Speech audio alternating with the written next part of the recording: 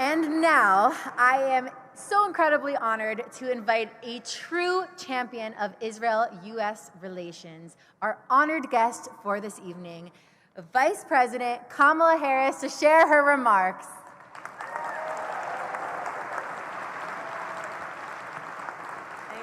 Thank you.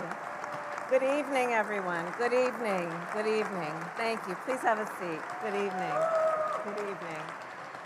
And thank you, Montana, and for using your platform in such an important way. Ambassador Herzog and Mrs. Herzog, it is so good to be with you again, and I thank you always for the extraordinary leadership that you provide and the friendship that is very heartfelt. And of course, I send best to your brother, who I've spent time with as well. It is wonderful to be with everyone tonight. To the members of Congress who are here, the leaders from our administration, including Small Business Administrator Isabel Guzman, to the distinguished guests from Israel and throughout the United States. And of course, with us tonight is my husband, the second gentleman of the United States.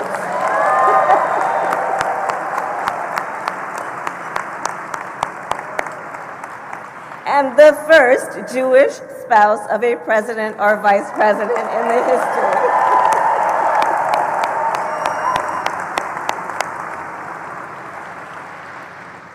And he's been such an incredible leader in so many ways. And this, of course, this historical fact, has led to a lot of other firsts, including the first mezuzah on the front door of the vice president's residence, the first menorah lit in the residence, and the first Passover Seder hosted at the residence. All of which are a great source of pride for Doug and me and our entire family, as I know it is for many who have celebrated with us over the years. So moving forward, I will say that I want to thank everyone who is here and to recognize that tonight we gather to, of course, celebrate the 75th anniversary of the State of Israel. Truly a remarkable milestone. For millennia, a homeland for the Jewish people was just a dream that lived in the hearts of generations of Jews. A dream that was sustained through displacement and discrimination, through struggle and sacrifice, and through one of the most horrific atrocities in the history of the world. Yet, as a famous quote from Theodore Herzl reminds us, if you will it, it is no dream.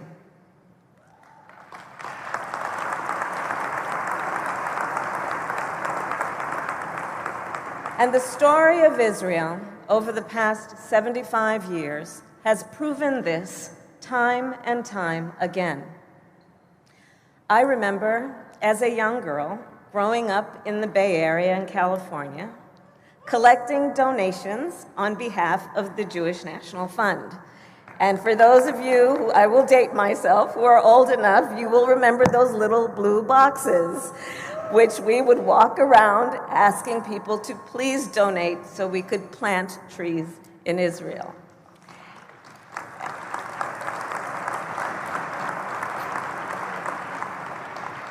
And yet, that act of us as children and young people was about so much more.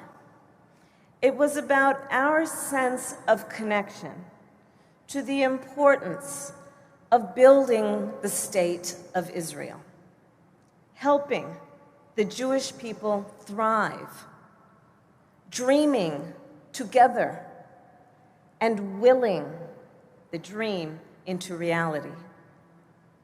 Years later, as an adult, when I visited Israel for the first time, I saw the incredible results of these efforts, these collective efforts. An extraordinary country built, as the ambassador has mentioned, on ingenuity, creativity, and determination. As Israel developed over the decades, the United States has been a proud and steadfast partner.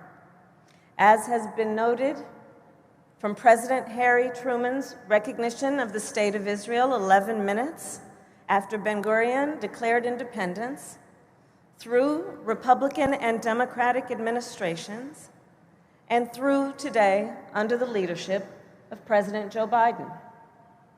The United States has an unbreakable bond with the State of Israel.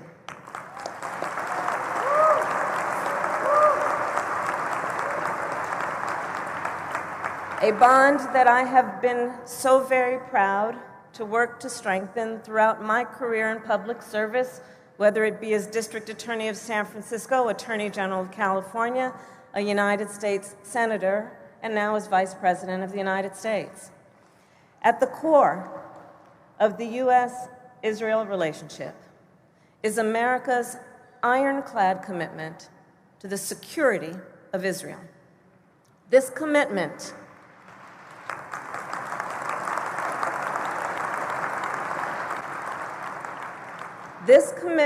endures, not only because it is in America's strategic interest, but because it is the right thing to do.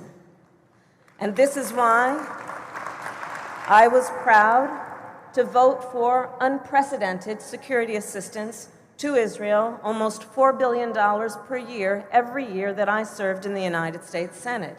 And this is why our administration continues to provide this assistance and added another $1 billion in the wake of the 2021 conflict with Hamas.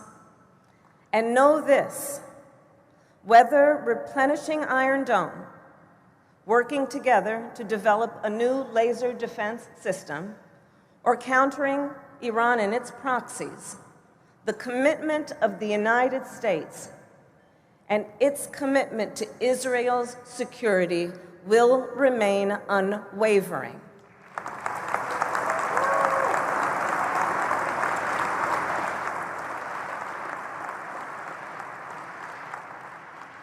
Our administration believes that in order to promote the security of Israel, the region, and the United States, we must continue to create a more integrated and interconnected Middle East.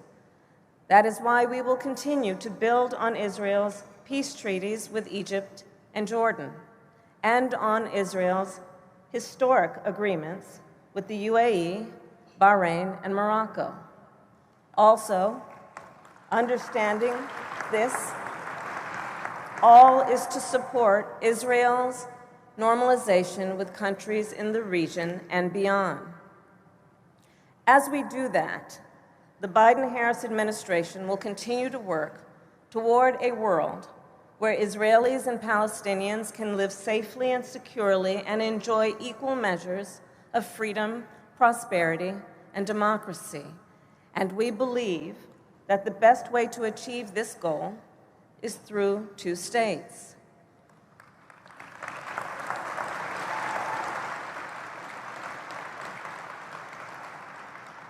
We also believe that for Israel to be secure and for the Jewish people everywhere to be safe, we must stand up and fight back against anti-Semitism wherever and whenever we see it.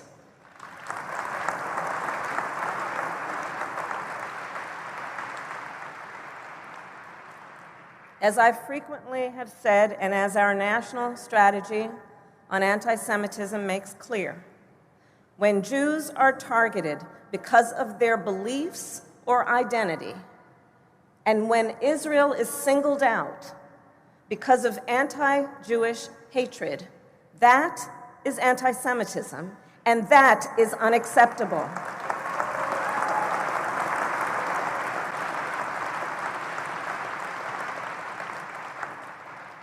And under President Joe Biden and our administration, America will continue to stand for the values that have been the bedrock of the U.S.-Israel relationship, which includes continuing to strengthen our democracies, which, as the ambassador has said, are both built on strong institutions, checks and balances, and I'll add an independent judiciary.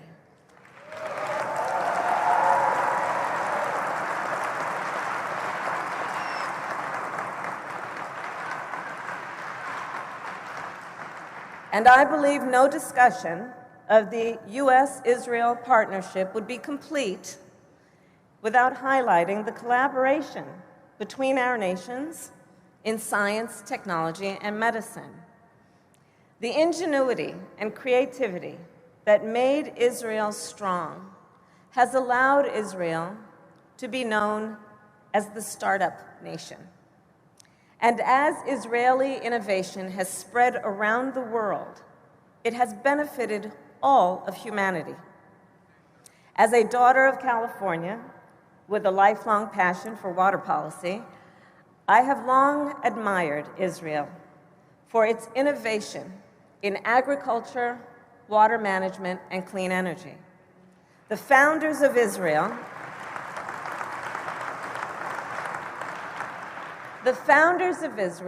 pioneered irrigation techniques that brought water to desert farms.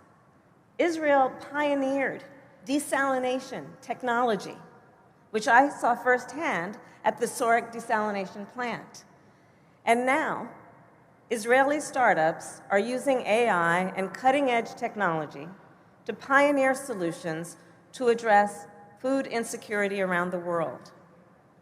Israel is a nation full of innovators, entrepreneurs, and visionaries, whether on autonomous vehicles, cybersecurity, or fintech.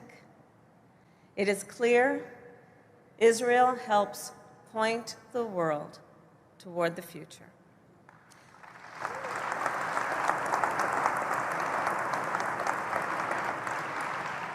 So I will conclude by looking toward the future and quoting one of my favorite lines from the Talmud, a line that inspired an extended discussion during our first Seder at the Vice President's residence. It says, and I'll quote, "It is not your duty to finish the work, but neither are you at liberty to neglect it." I'm going to repeat. It is not your duty to finish the work, but neither are we at liberty to neglect it. While Israel and the United States have achieved so much together, there is still so much more work to do. Previous generations willed the dream of Israel into reality and established enduring bonds between our nations and our people.